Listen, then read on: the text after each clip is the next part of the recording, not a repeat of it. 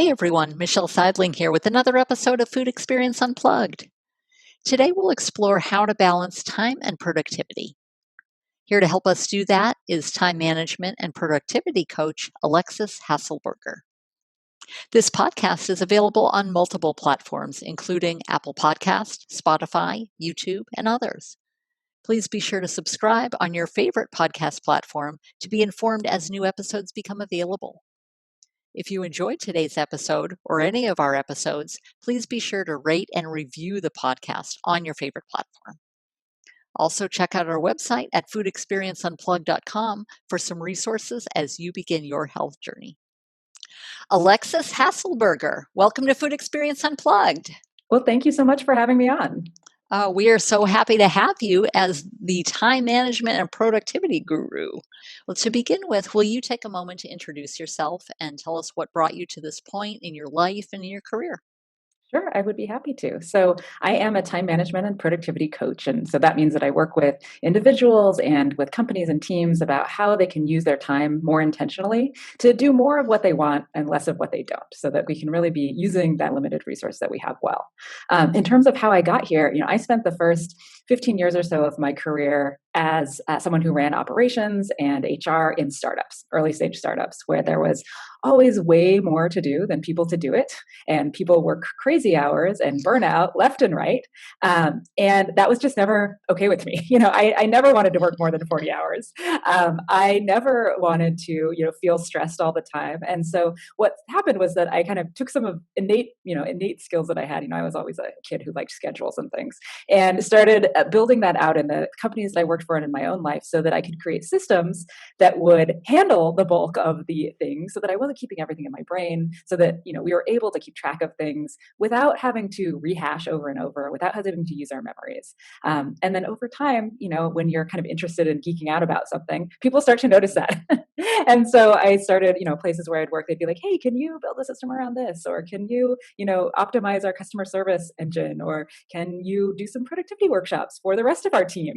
And things like that. And eventually I just realized that that was the piece that I got the most out of, that was the most fun for me. And it also seemed to be the thing that was the most meaningful for other people, because it was, a skill set that I had that that was a little harder for other people sometimes. Okay, wow, that's.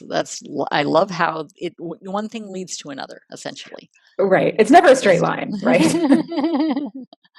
Absolutely, that is fantastic. Now you've been in time management and productivity for quite some time then. Yeah, I mean, I would say I was always a high ROI type of person on time. Mhm. Even when I was in high school and college, I was always trying to figure out, how can I get straight A's and go to class as little as possible, right? That was always my goal. And so, yeah, I think that wanting to have a lot of time for myself, but also be really successful at whatever I was doing, were these two driving forces that I felt, have always kind of driven me. Absolutely. And in today's world, we are time driven, trying to meet deadlines and get to where we need to be. And so Right. this is a very timely topic at that. Yep. Yep. Now, your specialization is systems thinking. Will you tell us a little bit about that and how that kind of fits into our topic today? Yeah. So what I mean by that is that we often think that willpower is the thing that's going to get us where we need to go, right? But I Mhm. think most of us know from experience it's just not enough and it doesn't work, right? That is not the thing that's going to get us. And so what I mean by systems thinking is, how can we take the pieces of our life and our work and create systems around them that really support everything that we're going to be doing? So whether that is, a having a calendar that works really well for us, or having a task system so we don't have to remember everything and we get reminded at the right times about the right things. Whether whatever those systems may be, but really thinking, how can I take the things that I'm doing all the time and batch process them into a system that works for me, so I have to do them less often? Or how can I essentially say, I never want to use my brain to remember a thing. I want to have a place where I want to have an outsourced brain that lives somewhere else that I can access when I need to, but that I can actually disconnect from when I'm not at work, so that I can enjoy and be present with the other things that I'm doing in my life. So it's really about, how do we leverage situations, systems, environments, so that it supports us being able to use our brain for what it does best, which is problem solve and think and be with other people. Absolutely. I love that, because you're kind of lessening the taxing of the brain, so to speak, and just outsourcing that information. Right. I often call it offloading the mental load, right? It's just we've Mm. all got all this stuff going on all the time inside our brains, and we can't keep it all in there. I think there was a stat from 10 years ago, so I'm sure it's totally outdated now, that we have about 30,000 times more information coming at us every day than we did, 20 years before that. Our brains have not evolved to be able to handle that, right? Like that's not something that we've automatically become able to do. And so we have to create systems around us to help us. Okay, definitely. Now, how does that fit into the picture with time management? But where do habits come in systems thinking and in Mhm. your area of work there? So I think a lot of times when we're thinking about healthy habits, I think that the two things most people think of, right, are exercise and healthy eating, right? Hmm. These are the things that, Sure. and your podcast is focused on healthy eating and all of these other aspects to that. And I think this comes up all the time. And I think that there's this thing that people say all the time, which is like, if I could only find the time, right? I would be cooking at home every day if I could only find the time, or I would be exercising if I could only find the time. The reality is we don't ever find time in that way, right? We have to plan for it and we have to actively prioritize these things. And so by creating systems, like I'll give you just an example from my life, right?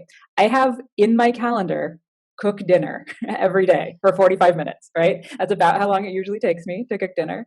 And it's not at the same time necessarily every day, but it's in there as a recurring appointment that I can drag up and down because it's something that's going to take time.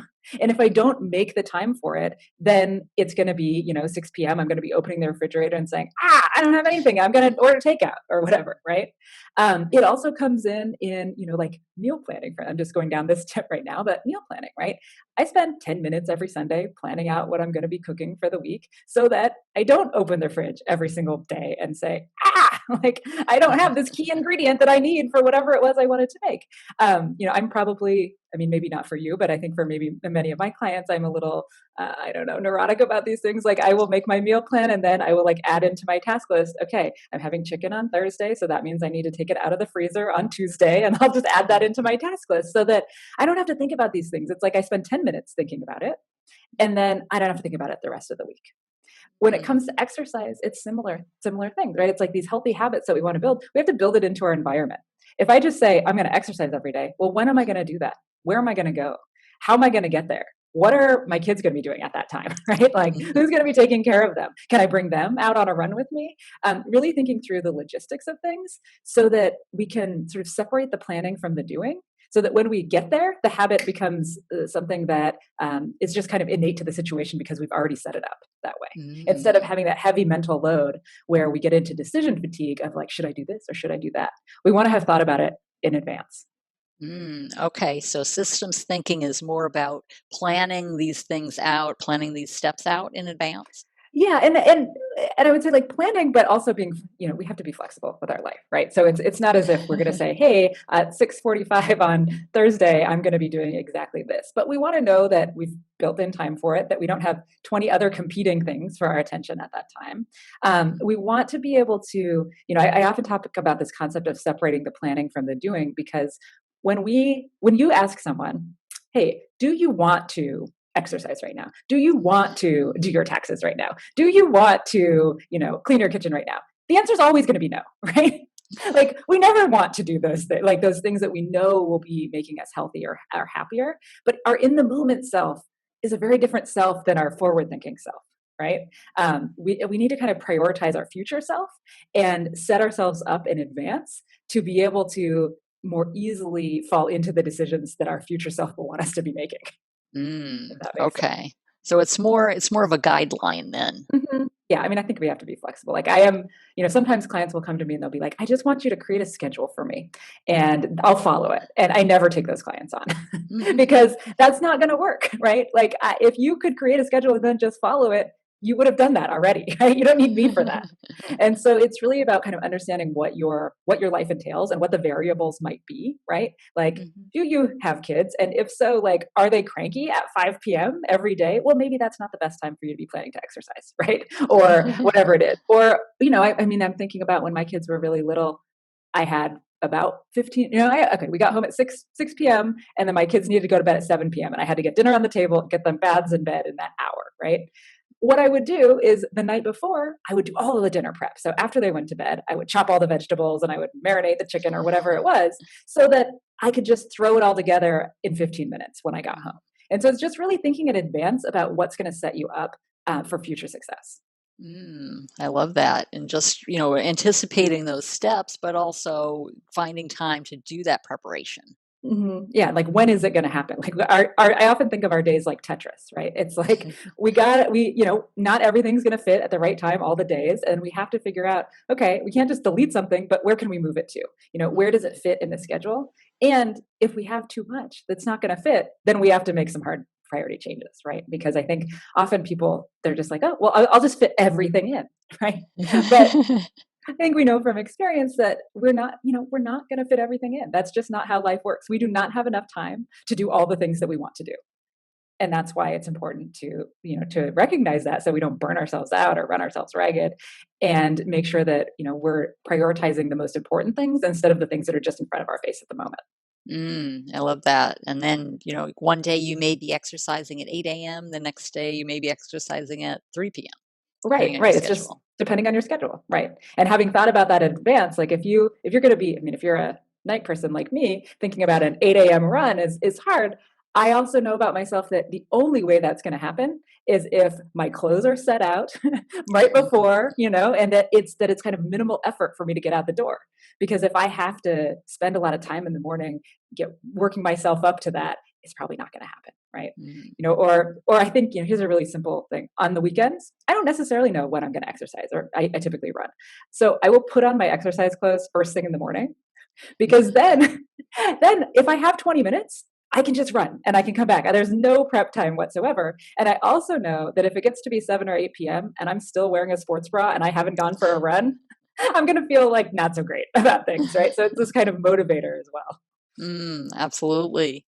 Now, with this systems thinking, it kind of prompts the question, is it just involve you, or do you involve other people, friends or family members in this effort? Well, it depends on each person when you're thinking about habits and accountability. So I think are you familiar with Gretchen Rubin's 4 tendencies framework? Right. So if you think about the 4 tendencies framework, and for people who might not be, so familiar with it, it's that people have different ways that they handle internal and external expectations. And so there's the classic obliger, which is somebody who very easily meets outside expectations and has trouble with inner expectations. That person, to have healthy habits, might need some external accountability. So you might need to involve other people. Maybe you're going, exercising or running with your friends, and that's the thing that's going to get you there. There are other people and other tendencies for whom that would actually be a burden. You're like, what? I got to think about these other people when I'm figuring out my schedule, right? And so I think it's a matter of kind of knowing yourself or experimenting with yourself to see what's more likely to get you to where you need to go. Experimentation, I think, is a big key, because we're all different, right? And so what works for me might not work exactly for you. And we need to try and iterate on things until we find the thing that works. Okay, I love that. Just kind of trial and error. Some things may work well one day, and then totally you may need to shift gears another day. Well, and I think it's also that when you're building habits, right, we have this false view that because we've heard this statistic over and over that, it takes 21 days to build a habit. It's just not true, right? I mean, it takes somewhere between 21 days and 9 months to build a habit. And often what happens is we try something out for about a week and we say, oh, it didn't work for me because I failed 1 or 2 times. The reality is, like, we have to give a lot more effort to something to see if it's really not going to work for us or not. I think, we have to give things a good old try and realize that if we quote failed once, that doesn't mean this thing doesn't work for us. It just means that's part of the normal habit building process. Definitely. Now, do you have some examples, perhaps, of people you've worked with or others that you've interacted with, of how this plays in real life? Yeah. And so I think, with many of my clients, a good example is one of the things that we'll start with is a calendar audit, right? Where we'll just look at their calendar and say, like, what is going on for you? And I work often with, managers and executives and things who you look at their calendar and it's like you're triple booked like 50% of the time. And, there's literally no time to do any work. I remember I worked with a client once who, when we looked at his calendar, he had 35 hours of recurring meetings every week and was getting about 300 emails a day. And Wow. on this top of, needed to do his job, right?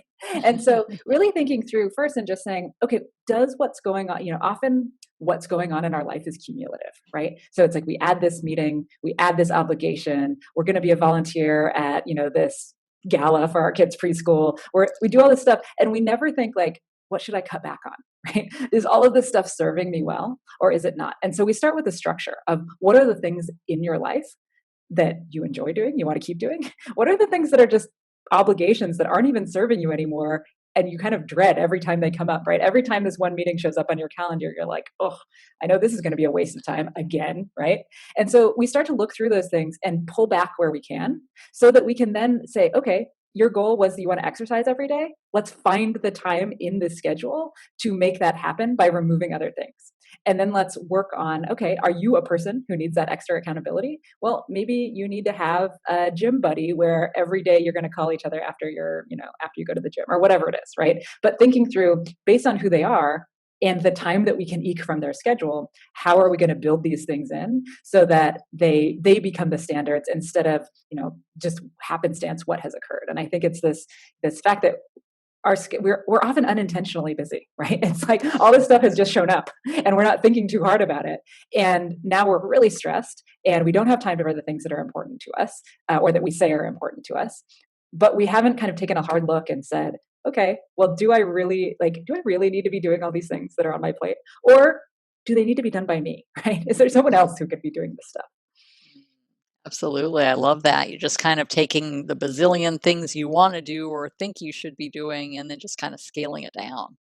Right. And it's not for never, right? It's just what can you work in right now? So I'm a big fan of, putting everything into a task system, from the little things like, oh, you got to send that email to someone, to the personal things like you got to pick up milk at the store, to the big bucket list life things, right? Like all of the stuff goes in one place, because otherwise it just rehashes in our brain. And we're always thinking of like, oh, there's 100 things I could be doing or should be doing. What should I be doing now? Instead, we want to realistically say to ourselves, okay, I have an hour today to get stuff done. What are the things from this list that I'm going to assign myself on this day? So that I'm not looking at the whole list of hundreds of things all the time and making decisions. I'm looking at a much smaller subset of what I can actually do in the time frame that I have. And if I find that over and over I'm not doing things in that time frame that are important to me, then I need to look and say, well, why am I doing these other things and what could I swap out instead? Then we still have all these other things we may want to do, but we might do them later when we actually have time. Good point. I love that. Just kind of talking through it and seeing what works. Now, is it typically just a verbal communication, talking back and forth with your client, or is it their visual? Are there visual components as well? Yeah. So when I work with my clients, I try to meet everyone where they are in terms of learning modalities. And so I have a coaching program that that follows a specific arc in terms of the topics that we're going to cover and the order that we're going to cover them in, but we're tailoring it to people as we go along. As I am working with people, I have slides that we're talking through things on. I have, sometimes we're literally like, pull up your calendar or pull up your task list and we're just going to like dive into it together. And so it really depends on what someone wants. But I have videos that they can come back to. I have, I live teach the material, and I really try to make sure that there are many ways for someone to interact with the topics that we're talking about, because, I can say something. That doesn't mean you're going to do it, right? We need to talk about how this is going to work, and we need to keep tweaking it. So, between every session with my clients, I'll be saying, okay, have you tried this? How did it work? What do we need to tweak? What barriers are you running into, so that we can try to make this system work? A good example of this is, I have a process I call end of day planning, right? Which is that we're just going to, instead of doing planning in the morning or doing no planning at all, we're going to do a little bit of planning the night before, just the last 10 minutes of the workday, so that you can disconnect from work mentally, knowing that everything kind of has a place, and come in the next day with a plan, right? With a plan of action, so that you don't spend the first 30 minutes at your computer being like, okay, what am I going to do today? What's come in, etc. Now, oftentimes I will run into a client will say like, I just never do. I put it on my calendar and then I just never do it, because there's always one last email that I need to take care of or whatever it is. And so we may say, okay, let's move it up. Let's try to see if this works at 4 p.m. when you basically know what you're going to get done for the rest of the day. You can plan for tomorrow at 4 p.m. Let's edit it a little bit so that we can see if that's a better time for this to happen for you. And often it is, right? And so really just saying, how are we going to take these basic premises and tweak them so that they actually fit into your life and that you can build habits around them in a way that doesn't conflict with what's already going on. Okay. So just kind of taking what you're already doing and just creating systems, so to speak. Mm-hmm. Yeah. And the more that we can, I think there's a stat that 43% of our daily actions are habit based, right? Mm. And so that's a lot. Like 43% is a lot. If we can build in systems and habits that support what you want to be doing and the direction you want to be going, then it takes a lot of burden off you, right? You don't have to be making these decisions all that. It doesn't have to be so effortful, right? So if we can kind of tweak these systems so that they fit into what you're doing and that they're kind of sending you upwards and to the right, then it becomes much easier to, like, you're building the habits of healthy eating, exercise, having time for yourself without having to effortfully think about it constantly, right? And always be saying, okay, should I take this 10 minutes to read or should I do the other 25 things on my list, right? Absolutely, yes. Now, do you find that oftentimes people kind of, at least I do sometimes as well, just feel guilty, like, oh man, I prioritized, I've got these few things I want to do, but I feel guilty that I'm not doing the other bazillion things, and how do you manage or at least minimize that kind of guilt trip you're giving yourself essentially with the other Yeah. items? This is a really good point. I think a lot of people really struggle with this. And the way that I approach it is I have a concept that I just call task realism. And it Mm. kind of is this, right? If you've got time to do 5 things today, and I know we're really simplifying here, but let's just say you've got time to do 5 things. Is it better to have 15 things on your list and get 5 done? Or is it better to have 5 things on your list and gotten 5 things done? In the Mm. first situation, you feel all that guilt, right? I didn't get to all of these things. In the second situation, you feel really good that you've actually accomplished what you set out to do. Both situations are the same. You got 5 things done, right? And so I think that we're always I think ambitious people are always overly optimistic about what we can accomplish, right? And it's a real scaling back process of understanding, like, what do you have time to do?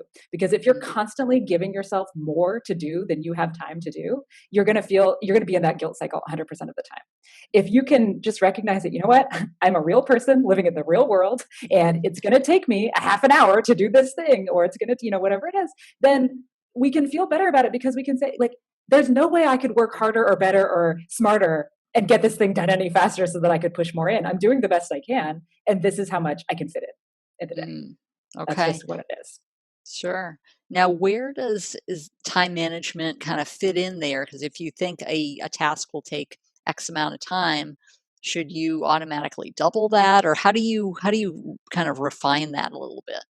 So I find that most people tend to have a pretty consistent ratio by which they are off, right? Like, we're all bad estimators, but we're not all the same bad estimators. We're all differently bad at estimating, right? And so I know for myself that I'm a 1.5xer. So I'll give you an example. Every week I write a blog post. Every week I think it's going to take me an hour. Every week it takes me an hour and a half. So now I know over time that even though I still think it's going to take me an hour, I need to block an hour and a half for it because that's how much time it's actually going to take. Now, I have friends and people I've worked with who are like 3xers. They're like, no, this thing is going to take, half an hour. It always takes, 3 times that. And so I think it's just more getting, like, understanding what your personal ratio is. And you can do this by just writing it down, right? It's like, if you have consistent tasks that you do on a regular basis or consistent types of things that you do for a week or so, just when you start doing a task, write down how long you think it's going to take. And then also write down how long it did take, right? And you will see a pretty consistent ratio that comes out over time, that'll help you to allocate the right amount of time for things. It's interesting. I was reading a biography of Elon Musk the other day, and somebody was talking about how, he was, they're always known for missing all their deadlines and everything, right? And they were saying that because he was so optimistic that if he thought something, like, they would listen to Elon Musk and they would say, okay, if he says an hour, we know we need to book 2 days. And if he ever says a day, we know we need to book like a month for this thing to happen, right? And so I think it's like that was people around him understanding something he didn't understand about himself, right? And helping to build in that buffer. Okay, maybe that's where some of the systems come in that you're talking about too. Just people around you, your network, to help you estimate and help you kind of refine your processes. Yeah, I mean, I think, this shows up in in my life too, right? My kids constantly make fun of me because every time they ask me how long is it going to be until dinner. I say 30 minutes. Like it's not, I mean, sometimes it's 15 minutes, sometimes it's who knows, but like that's just the consistent answer that I give. And I'm usually wrong about that. Now it's just become kind of a joke. I think realistically, it's probably an hour from whatever it is that, or maybe 45 minutes from whatever they ask. Sure, absolutely. Now, what are some steps people can take if they're just getting a handle on the bazillion things they've got going on? How can they really step into this systems thinking with a little, maybe a boldness, a little knowledge to really kind of manage that time and be more productive? Yeah, I think there are a couple really key things that people can do. And the first one is just taking stock of everything on your plate. Because I think what happens is that, we've got a list and a notebook somewhere. We've got post-it notes all over our desk. We've also, maybe we're using Asana for work and we're using a whiteboard for our family stuff. And then we've got all the stuff that lives in our brain that we don't have stored anywhere else, right? And this is really overwhelming and it's hard to prioritize. And we can't clearly see what we're not getting to. And that's a really important aspect, is to see what we're not getting to so that we can see if that makes sense. So I think one of the first things I would tell people to do is do a brain dump. And what I mean by this is literally sit down with your document open or your spreadsheet, or if you're using a task app already, then put it into your task app. Doesn't matter where it is, and just stream of consciousness, get everything out of your brain that you have to do, think you have to do, that's an open question, just all that stuff that constantly, comes through your head, just get it out. So it's like, my passport expires in 7 years and, there's milk running out in the fridge and that big report is due at work next week, and just all of the stuff, no matter how big or how small. And then go through all of the other places where you store tasks, whether that's like your inbox, like digital or physical, right? Whether that is all of these lists that you may have all over the house of different things you need to do, your grocery list, et cetera, and consolidate it all in one place. Because once you have it in one place, you can linearly prioritize things. And our brains work linearly. Like, we can only do one thing at a time, despite all the, people talking about multitasking. It's not something our brains can actually do. And so being able to get it in one place is a really good way to even just say, like, you know what, this is too much for one person to handle. I'm going to get some help, right? Or I'm going to need to ask the other people around me. Or to say, you know what, it's actually not as much as I thought, right? I mean, sometimes this happens, right? It's like, it feels like a lot. And then we put it all down and we say, I can handle that, right? I'm going to be able to figure it out. Then we want to put actual dates around this stuff. I don't think due dates are very important. I mean, they're important, right? But we never want to sort our tasks by due date, because that doesn't help us figure out what to do right now. We want to kind of say, what is the next action I need to do on each of these things? And when am I going to do that next action? When we can sort our time in that way, then we can say, okay, I have these 30 things and I have 2 hours that I'm not in meetings. Is that realistic?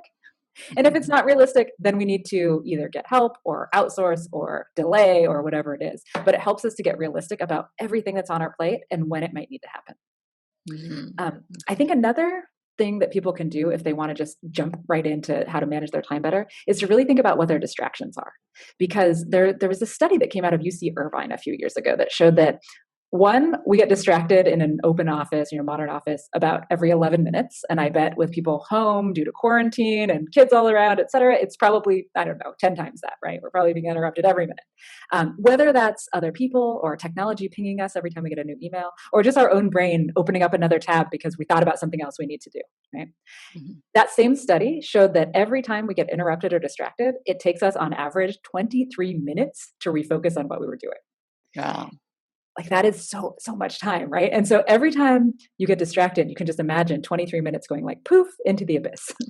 And so what we want to do then is say, okay, what are our primary distractors? Like, what are the things that are pulling us out of whatever we're doing? Because we can probably get back a couple of hours a day in productive time just by identifying and mediating some of those distractions. And I think for a lot of people, it's the notifications that come from email and Slack.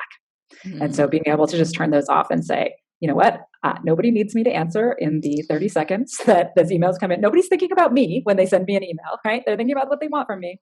And instead just process email, Slack, and those types of messages a couple of times a day, or maybe 5 times a day, but not the 37 times a day that is the average for people to check their email. That seems to work, to just kind of refine. There's so many things coming in. I mean, yes, there's social media, but you probably have other email from work, from different activities you may be involved in. So really getting a handle on that is huge. Right, right. And yeah, and the more we can kind of batch process those things so we're not context switching constantly, right? Because if we have to, you're just imagine yourself, you're working on that report or you're accounting or whatever, and then that email ping comes in, and lots of people will say, "Oh, I just ignore it." Your brain is not ignoring it, right? Your brain is like taken out of what you're doing. You're not in the flow anymore. And it really does take some time to get back into it. So the more we can, eliminate, and there's so many other distractions other than notifications, but the more we can seek out what are the things that are really distracting me and how can I really pull back on those things, the more time we'll actually have to do the things that we want. I love that. I love the 23 minutes. It seems huge. You think, oh, it'll just take me a minute to answer this email, or Right, and then you're turning back to whatever that you were doing, that report perhaps, or other things. So it's more of not necessarily just physically returning to the task at hand. It's really reframing your mind to refocus on that versus right. the distraction. Right, because how many times, right, do we come back to something that we were just in 5 minutes ago, and we're like, "Where was I? What was I doing here?" Right? And you gotta kind of get back into that flow. Or just as you mentioned, sometimes you're like, "Oh, I'm just gonna check this. I'll just answer this one email." And then 20 minutes later, you're like, you've answered other emails, you're on some tabs over here. Or, the kind of the classic example is, right, you pick up your phone to do something really specific, like check your bank balance, right? 45 minutes later, you put down your phone and you're saying, "Oh, I didn't check my bank balance." Right? You've been, who knows, on social media or any number of things. Mhm. Okay, I love that. That is fantastic. So systems thinking really applies no matter what, no matter whether we're talking about work or home tasks, or if you're involved in other activities. Yeah, yeah, it's really I think about it as a whole life thing because as much as we tend to say, "Oh, well, we have our work selves and our home selves, et cetera," we're the same way everywhere, right? We are still the same person. Our brain doesn't care that we're working on that report at work when it is like, "Oh, yeah, I gotta get a birthday present for my niece next week," and, et cetera. Just like, you're at the dinner table trying to be present with your family and your brain's going, "Okay, I gotta finish that email and just let me get back on the computer and do this other thing," et cetera. Sure, absolutely. Well, Alexis, how can people get in contact with you? People can get in contact with me on my website. It's alexishaselberger.com, and I hope you put that in the show notes because no one will be able to spell it. And so you can reach out to me there. I'm also on Instagram at do.more.stress.less and Facebook at do more stress less. And if people are interested, I do have a distraction action plan that people can download from my website for free if that's something that they're interested in, just trying to figure out what their own distractions might be and how to handle them. I love that. That is a particularly handy tool based on the fact that we're all distracted with something nowadays. Right, exactly. Oh, well, wonderful. That is fantastic.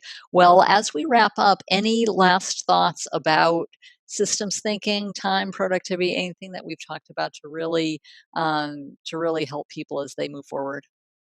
Yeah, I mean, I would say one last thing is what we want to avoid is that feeling where the day has happened to us, right? And it's that feeling where you start working, you've been working all day long, it's 5 p.m., you look at your task list and you're like, I didn't cross anything off of it, but I haven't been screwing around. I've been working all day long, right? And I think that by putting systems in place, it helps us to make sure that we're focusing on the things that are important and that will drive things forward versus just whatever happens to come our way. Absolutely. I like that. And just really focusing on, even if you may think you're very focused already, or you may be systems oriented already, how can you refine those processes? Yeah, everybody has room for growth, right? Myself included. Absolutely. Well, Alexis, it has been amazing and a great discussion how to integrate. We all need to be more productive, and regardless of what we do. But thank you so much for the stories, the tips, the resources, and we will include all of the contact information in the show notes so people can start conversations with you and be more productive. Perfect. Well, thank you so much. It's been a real pleasure.